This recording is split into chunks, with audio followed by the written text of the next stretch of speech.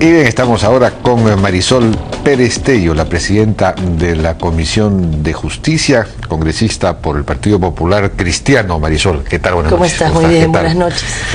Bueno, han aprobado en la comisión esta ley de seguridad vinculada a una serie de cosas, ¿no? Que introduce modificaciones en el Código Penal, en el Código Procesal Penal, en el Código de Aplicación, en fin, en una serie de códigos vinculados al tema penal.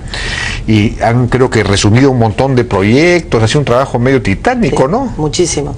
Este proyecto de seguridad, se presentaron dos temas. Este fue un semestre que se inició con una reunión con el presidente. El presidente del Congreso les dijo a todos los presidentes que así como el semestre pasado el tema había sido terrorismo, sí, este semestre iba a ser seguridad y que íbamos a hacer un pleno sobre seguridad. Ya. Entonces empezamos a trabajar en febrero revisando todos los proyectos que se habían dado. Había uno del Ejecutivo sobre crimen organizado, había uno del Poder Judicial sobre seguridad y había un conjunto de proyectos que enfrentaban la problemática de crimen o la problemática de seguridad desde algún ángulo.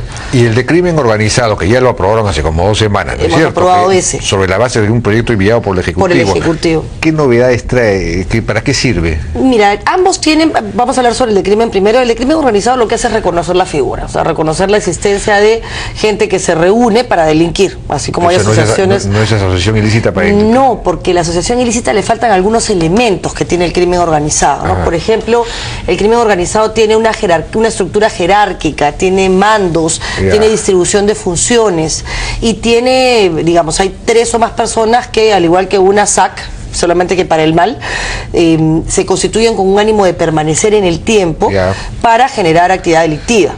Y eso pues está perseguido internacionalmente porque generalmente es transfronterizo. De hecho, Colombia incluso tiene un asiento en Europol, que es donde deberíamos ir nosotros, la verdad, Jaime. ¿Europol? ¿Qué es eso? Europol es como Interpol, pero en Europa. Entonces están todos los países europeos y han permitido que Colombia tenga un asiento. ¿Por qué? Porque la actividad delictiva vinculada al narcotráfico termina fugando capital y termina fugando delincuentes a Europa. Entonces Europa le ha dicho, ven, siéntate acá porque me tienes que ayudar a perseguir mi crimen organizado a partir de tu crimen organizado. Se supone que el narcotráfico del Perú está yendo a Europa, ¿no? Exactamente. Entonces hay una necesidad y se han firmado una serie de tratados internacionales, la Convención de Palermo, que dice, oigan, saben que esto es una cosa transfronteriza y lo que tenemos que hacer es legislar para que la basura no se barra, y hablamos claro, o sea, que hablamos de delincuentes, de un país a otro. Entonces generemos condiciones para la persecución, para la cooperación, para que los delitos sean sancionados con la misma dureza y no se creen pues paraísos delictivos, ¿no? Y eso es lo que ha hecho esta norma. Es una norma bastante interesante que recoge una serie de tipos penales vinculados a crimen organizado y que además señala, por ejemplo, bueno, el delito tributario no está contemplado, pero si yo acredito que tú has cometido un delito tributario para facilitar crimen organizado, entonces también se considera crimen. ¿Crimen organizado es narcotráfico?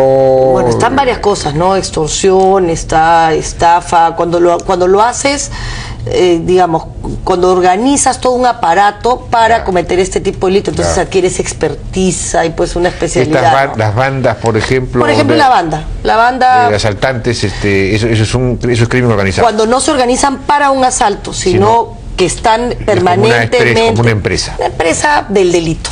Si lo quieres poner en un lenguaje muy ¿Y eso simple. agrava las penas también? Sí, por supuesto, las agrava hasta 1/3, dependiendo del nivel de participación y claro, mantienes la pena base del delito, o sea, si en el crimen organizado robas o matas, mantienes esa base, pero le incrementas una sanción adicional, ¿no? De acuerdo. Para eso se está facilitando el tema de la persecución penal y adelantando el Código Procesal y creando esta sala penal nacional que hoy existe desde el punto de vista administrativo, sería la encargada, porque el crimen organizado, por ejemplo, es la minería ilegal.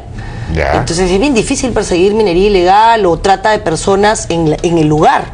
Porque generalmente se logra corromper todos los aparatos de persecución penal que existen. Entonces hay que proteger al juez, al fiscal, a la policía, y se genera esta sala penal nacional para poder perseguir con cierto nivel de protección el crimen, ¿no? Esa es la misma que perseguiría la violencia política, digamos, la violencia social.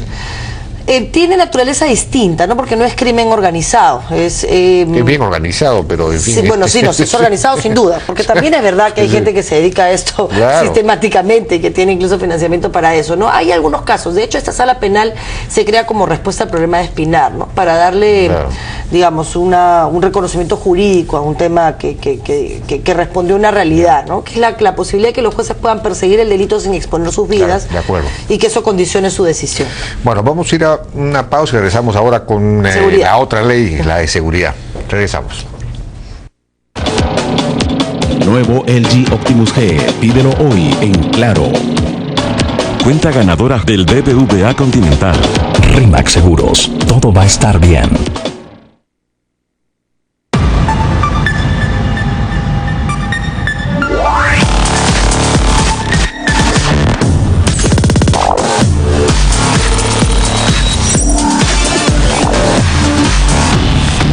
Nuevo LG Optimus G. Pídelo hoy en Claro. Me fascina mi papá. Hasta el jueves 13 de junio. 50% de descuento en mantas, frazadas y edredones de plumas. Ahora o nunca. Tarima más colchón Risol y New Tarengo 2 plazas a solo 799 soles. Solo con tarjeta Ripley. Me fascina Ripley. Presentamos a Sana, la red privada de salud más importante del Perú.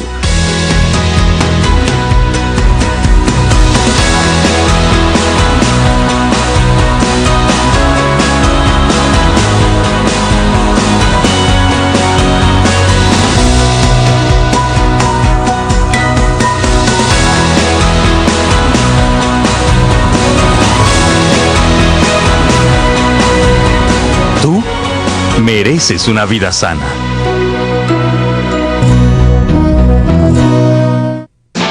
Un país lleno de profesionales exitosos, pero exitosos de verdad. Al exitoso no solo se le mide por la fuerza de su voz, sino por la intensidad de su último peso. No solo cuenta la cantidad de ventas de su negocio, sino la cantidad de amigos en su mesa. No solo es el que puede comprarlo todo, sino el que disfruta lo mejor que le da la vida. Porque el exitoso de verdad sabe que tan importante como seguir avanzando es disfrutar el camino. Saborea la vida, saborea Cusqueño. Me fascina mi papá. Hasta el jueves 13 de junio. 50% de descuento en mantas, frazadas y edredones de plumas. Ahora o nunca. Tarima más colchón Risol y New Tarengo 2 plazas a solo 799 soles. Solo con tarjeta Ripley. Me fascina Ripley.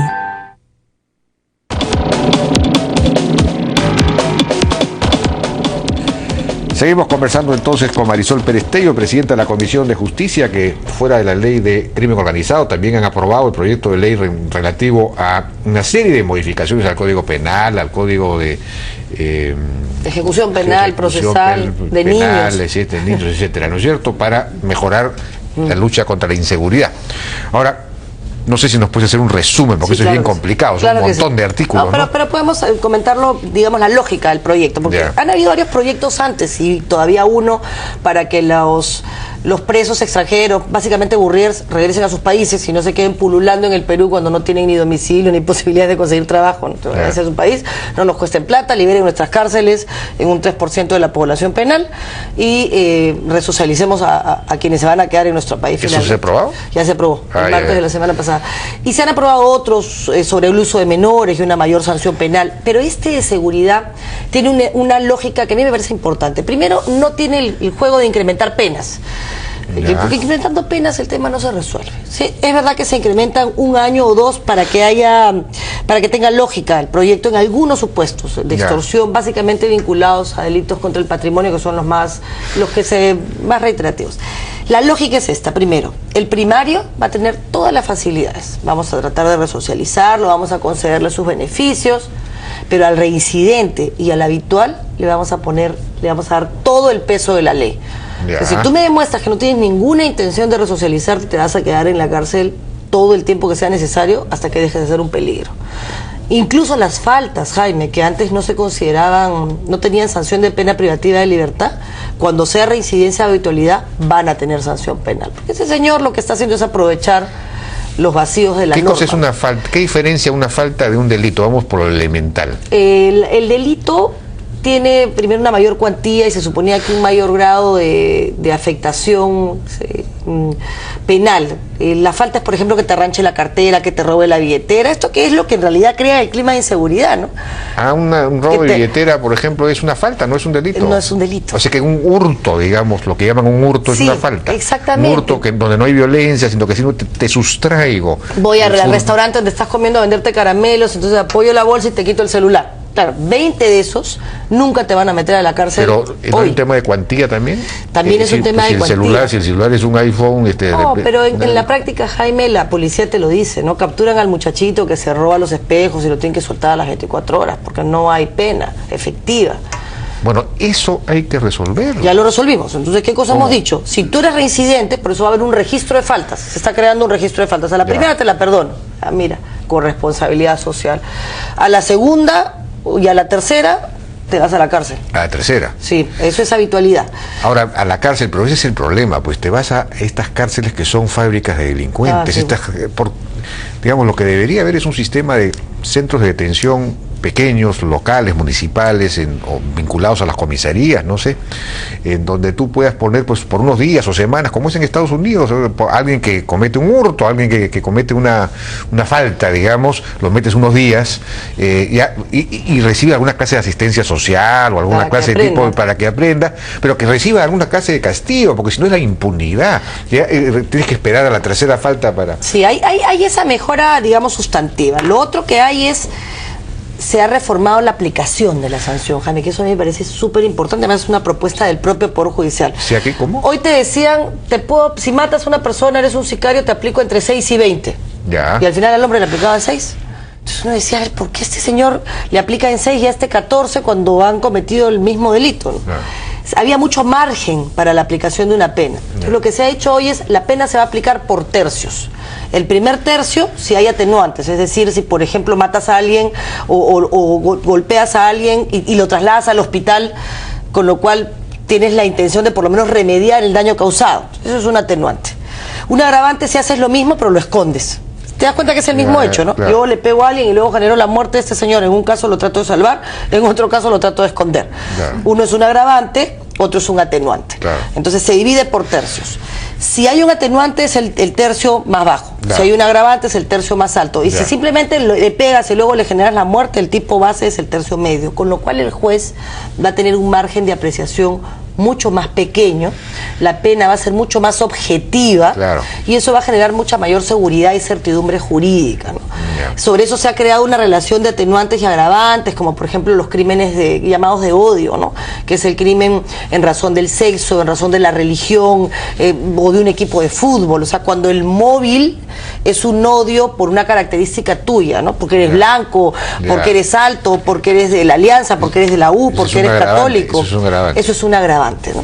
Entonces y son atenuantes el caso típico que trates de remediar el daño que generaste con tu actuación. Entonces hay modificaciones procesales que facilitan la investigación, la conducta del abogado para que el proceso no se dilate, porque el abogado no va, en fin, por varias cosas de estas. Eso es importante. Claro. Y que los procesos no se dilaten y hagan pues que se apliquen estos procesos que no tienen sentencia, a veces por responsabilidad del propio procesado. Bueno, pero se supone que con el nuevo Código Procesal Penal la cosa es mucho más rápida. Pero no entra en vigencia en Lima hasta el 2014 y probablemente fines, ¿no? Entonces acá no hemos adelantado la vigencia, lo que hemos dicho es establecer una serie de situaciones que van a facilitar la investigación, el procesamiento y la sanción. Y en el Código de los Niños hemos hecho una modificación, solo una, porque consideramos que eso requiere modificaciones mucho más integrales, como por ejemplo que salga del Poder Judicial y pase al Poder Ejecutivo, ¿no? Porque no te olvides que el tema de los niños hay que tratarlo con educación, con salud, con una serie de situaciones que el Poder Judicial no tiene. Es decir, que Maranguita no dependa del Poder Judicial, sino dependa del Ministerio de Justicia. Pero esa modificación, como no la íbamos a hacer en esta norma porque requiere una serie de estudios, lo que se hizo es decir, mire, mantengamos lo que hay, pero el niño no sale a los 21 años, pues, ¿no? Porque lo que haces, ¿qué cosa hacen las bandas delictivas o el crimen organizado? A ver, este chico de 17 años le ofrezco $200,000 y digo, mira, mata a este señor, que de todas maneras vas a salir a los 24, porque te puedo aplicar 6 años a los 21. Te puedo aplicar 6 años, pero antes el código decía que a los 21 te dejaba en libertad. Lo que hemos dicho es decir, no, te quedas los 6 años. ¿Y 6 años nada más por un asesinato a sangre fría? A los menores de edad tienen un tratamiento especial que supone que el Estado asume una responsabilidad, lo que no significa, Jaime, que no tenga que haber de parte del Estado un seguimiento, ¿no? No hay ahora, lamentablemente, la capacidad de saber cuántos niños que estuvieron en un centro de detención ¿por qué no se aumenta, terminan en un penal, ¿no? Auméntalo por lo menos a 8 años para realmente disuadir a que no como tú dices, las bandas los usan a los menores porque saben que van a salir rápido. Pero es que eso se suma, no solamente la mayor sanción en la práctica, porque antes existía la sanción pero se suspendía a los 21, ahora no se suspende, sino que el que lo usa es considerado, por usar al menor, un agravante y se le aumenta 1/3 de la pena. Entonces disuades al que usa al menor y disuades al menor. Entonces se ha aplicado este doble rasero. Hay que informar a las bandas. Pero por supuesto. Hay que informar a las bandas. Bueno, tú ya estás informando en este momento. Si usted usa a un menor para cometer un delito, va a irse a la cárcel con 1/3 más de la pena que le hubieran aplicado normalmente, y el menor se va a quedar los 6 años que hubieran correspondido y que antes no se aplicaba. Entonces hay una serie de modificaciones, tiene varias ventajas, Jaime. Va a ser inmediato. Es una cosa de largo plazo. En el corto plazo vas a tener resultados en la aplicación de las sanciones y en los procesos. Esto no va a resolver el problema de la inseguridad, Jaime, sin duda, pero es una herramienta jurídica para que por lo menos se pueda perseguir mejor el delito, las faltas. Ahí estoy viendo que hay una respecto a las armas de fuego artesanales que han sido incluidas dentro de la, digamos, fabricación, suministro o tenencia de materiales peligrosos. Eso es un delito, digamos, tener armas de fuego artesanales. Es decir, esto es para las armas hechizas. Penales, ¿no? Si te vas a los penales, por ejemplo, ¿no? Por ejemplo, hacen armas de las cosas más increíbles, ¿no? Pero, por ejemplo, las rondas, las comunidades que tienen sus armas... Lo que pasa es que eso supone que hay una condición ahí, que es que sea ilegítimo o ilegal el uso de esa arma. O sea, nos referimos específicamente en los penales, por ejemplo, e incluso en los centros de detención de menores, con la cosita del baño, no sé cómo se llama, la pulen hasta que la convierten en un punzón. Entonces hay en la práctica una habilidad manual para convertir en arma cosas que utilizamos en la cotidianidad que no han tenido sanción, los famosos verduguillos, ¿no? Claro. Y en el tema de la extorsión veo que se ha incluido el tema de esta extorsión que se hace en las obras. Eso me parece que es una propuesta muy interesante. La propuesta, además, era única, solamente había una propuesta en ese sentido, en el tema de construcción civil. Porque en la práctica, con el debido respeto que me merecen todos los que no están incorporados y que se dañan con la conducta de algunos, se genera pues extorsión a los constructores, ¿no? Me contratas este grupo, no te dejo trabajar. Entonces se está sancionando terrible ese tipo de conductas. Y se había previsto hacer un registro administrativo, pero con mucho criterio la comisión consideró que esta era una norma de naturaleza penal y que no se podía ofender a todo un gremio, ¿no? Entonces, que en todo caso eso se va a desarrollar administrativamente, y sí es verdad que se creó un registro, pero ya no con las especificaciones que se tenía, sino simplemente para proteger a los buenos trabajadores de construcción civil. Aquí dice, la pena será no menor de 15 ni mayor de 25 años e inhabilitación conforme a las novedades.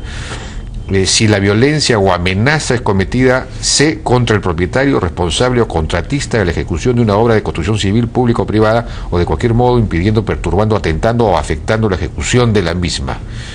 Esto es una cosa cotidiana. Sí, pues. Cotidiana, a la que había que ponerle coto. Entonces lo que hemos hecho es regular aspectos de la realidad. Se han aumentado solamente 3 tipos penales, Jaime. Lo demás ha sido básicamente estas grandes modificaciones al Código Penal, pero a la parte sustantiva, que es la parte que te habla de la aplicación de la pena, de los atenuantes, de la reincidencia, de la habitualidad. Lo que se ha hecho es crear esta figura dentro de la extorsión, que incorpora a los trabajadores de construcción civil, una figura nueva vinculada al disturbio, que había necesidad de establecerla, que no se debe confundir con lo que a veces se llama que no te permiten protestar y reclamar. No, tú no puedes generar disturbio que genere caos social o zozobra. Obviamente. Eso no se puede hacer, no puede protestar, hacer pero una había huelga. El delito de disturbio. Ahora lo que se ha hecho es ajustar el tipo a la realidad. Lo que pasa es que, Jaime, esto es un poco como en el tema del terrorismo, ¿no? La gente dice, oye, a ver, Marisol, pero habían sanciones y lo que se ha hecho solamente es aumentar algunos tipos, como en el tema de feminicidio, que también por fin ya se reguló y hoy está en segunda votación. Claro, pero hay supuestos como el terrorismo. ¿Te acuerdas cuando al final se sancionaba el terrorismo? Sí, pues el terrorismo mata, el terrorismo ataca al patrimonio, claro, pero el móvil hace que la conducta de este señor, que lo que hace finalmente sí es volar una torre, matar a una persona, sea mucho más peligrosa que la del que simplemente vuela una torre porque está loco, porque quiere volar la torre para vender el producto. Entonces lo mismo pasa acá. Acá el móvil del crimen organizado hace que lo que hace sea mucho más grave que solo robar. Porque el peligro de ellos no es ese delito, sino su existencia. No, pero estamos hablando del disturbio. No, aquí también. O sea, aquí cuando tú organizas un grupo para generar zozobra, no solo es la zozobra lo grave, es que este grupo permanentemente se va a trasladar para generar esa sensación a nivel de las comunidades y a nivel del país, ¿no? Y pero eso entonces, genera... ¿cuál es el tipo y exactamente? ¿Cómo ha quedado? Ha quedado como disturbio, y lo que sanciona es la conducta que genera zozobra en la población. No me acuerdo en ese momento del quantum de la pena, pero recoge lo que en la práctica sucede, ¿no? Que con una conducta reiterada tú puedes incluso no solo ahuyentar inversiones, ¿no? que digamos puedes generar que la población tenga esta sensación de no poder salir a la calle, y eso creo que no el Estado de Derecho tiene que regular esta realidad. Para eso existe, no tiene ningún sentido. De acuerdo. Veo también que en el tema ya de ejecución, me imagino que es esto, penal, son aplicables a las faltas las disposiciones contenidas en el libro primero, etcétera. El punto 6 dice: la investigación está a cargo de la autoridad policial y el juzgamiento corresponde a los jueces de paz letrados o a los jueces de paz. Y si se ha incluido ahora los jueces de paz letrados o los jueces de paz pueden... Pero eso ya existía. Sí, eso ya existía. Pero aquí aparece como una especie de innovación. No, lo que pasa es que cuando tú haces el artículo final, cuando tú sancionabas la falta, hoy día tienes este proceso que te he señalado de una falta que sumada con otras se puede llegar a convertir incluso en un delito. Entonces tiene que haber una autoridad judicial, y aquí el juez de paz va a cumplir un rol inicial, pero si ya se convierte en delito, el asunto... ¿Él no va a poder establecer el delito? Sí, él va a poder establecer la sanción penal, claro. Ahora, a mí me parece que, mirándolo ya como ciudadana, Jaime, el derecho penal tenía que dar una respuesta que en la práctica ha dado, pero tenías que además darle al Poder Judicial como conjunto, ya no como individuos, un poco de respeto y respaldo. Pues lo que se ha hecho es que los jueces buenos, que hay muchísimos, hoy van a tener el criterio de objetividad para distinguirse de los malos. Entonces alguien le dirá: oye, pero tú ¿por qué has puesto 14 años? Bueno, porque es lo que corresponde. ¿Y por qué él puso 6? Porque te explique él, pues, por qué puso 6. Pero yo voy a motivar, hoy tengo que exigirle que motive casi todas las actuaciones que lleva adelante. Con lo cual tú vas a poder premiar a los jueces que hacen bien su trabajo y sancionar a los que no lo hacen bien, ¿no? Luego se ha corregido en el crimen organizado los problemas del derecho premial, que era esto de la terminación anticipada del proceso, que son críticas que se habían dado al sistema procesal penal, ¿no? Entonces, no todos se van a poder acoger a eso. Por eso el reincidente y el habitual, esa está la lógica general. Reincidente y habitual, todo el peso de la ley. Una cosa, el tema de los brazaletes electrónicos, ¿esto no entra dentro de esto? Lamentablemente no está regulado dentro de esta ley, ¿no? Nosotros estamos motivando e incentivando su uso desde las distintas comisiones. ¿Necesita ley? No necesitaría una ley. Considero que no necesitaría una norma en particular, o por lo menos no dentro de esta norma. Los temas han sido más administrativos, ¿no? Nosotros venimos haciendo la pregunta hace mucho tiempo. Eso en realidad es una solución para deshacinar las cárceles. Y el famoso Código Procesal Penal, que está en aplicación ya en un montón de distritos judiciales, falta Lima, en fin, principalmente, y que parece que tiene resultados positivos, pero también hay quienes dicen que está facilitando la impunidad, etcétera. ¿Ha tenido alguna clase de modificación, de consideración en estas...? Se ha modificado lo que te decía el derecho penal premial, ¿no? O sea, lo que se critica el Código Procesal Penal es eso, que estas medidas de terminación anticipada del proceso o el principio de oportunidad, que hacen que una persona sentenciada pueda disminuir la sanción penal, aun cuando el delito sea muy grave, se eliminan para determinados delitos. ¿Cuál ha sido el criterio que se ha utilizado? Básicamente el del mayor... peligrosidad y mayor repetición. Delitos contra el patrimonio es el más, y delitos contra la persona. Entonces nos hemos enfocado en esa realidad, ¿no? Ahora, yo quiero felicitar acá a la comisión.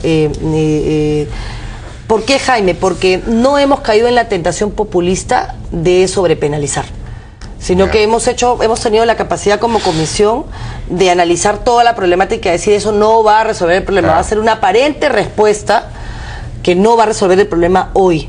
enfoquemos el problema para que los resultados se vean en el corto plazo y haya un clima. Y me parece muy bien, efectivamente. Yo insisto en que falta una consideración para los que cometen faltas o delitos menores que puedan estar en centros de detención pequeños, locales, con penas. Porque no es posible que tú tengas que esperar a tener 4 años para que recién te den una pena. Podrías tener, pues, estar un mes y poco a poco, y no sé. Que no, y hay otro tipo de modales. Por ejemplo, se hablaba mucho de que no se puede hacer trabajar a los presos. Ciertamente, la OIT establece determinadas condiciones y requisitos y hay una protección, pero sí se puede generar algunas cárceles que tengan un trabajo técnico que pueda permitir que cuando el preso salga en libertad, primero sepa hacer algo, que no sea delinquir. Y segundo, pueda cumplir con este famoso 2x1, 7x1. Y claro, ahí la condición es que la cárcel sea del Estado, no privada, ¿no? Pero bueno, no hay cárceles privadas en el Perú todavía, debieran haberlas, ¿eh? ¿Por qué la condición es que sea debieran haberlas? Porque hay una relación de dependencia con el Estado, no para estudiar, pero sí para que haya un trabajo, o sea, para que se considere, por ejemplo, una cárcel agraria o alguna cárcel de un trabajo concreto.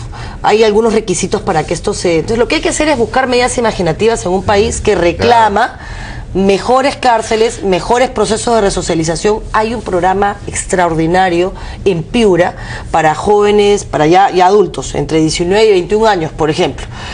Lo que pasa es que es un programa que se aplica en un espacio muy pequeño, para un grupo muy pequeño, en el cual el chico empieza a estudiar a las 8 de la mañana y termina a las 5 de la tarde. Se levanta a las 6 de la mañana, hace ejercicios, limpia su cuarto, estudia. Si no ha terminado primaria o secundaria, se le prepara en un convenio con Fe y Alegría, se le enseña una carrera técnica. Entonces estos chicos, yo los he entrevistado, he podido reunirme con ellos, se generan a partir de una expectativa. O sea, la cárcel terminó siendo para ellos una oportunidad. Esto también depende del Poder Judicial. Depende de INPE. Esto ya son adultos, ¿no?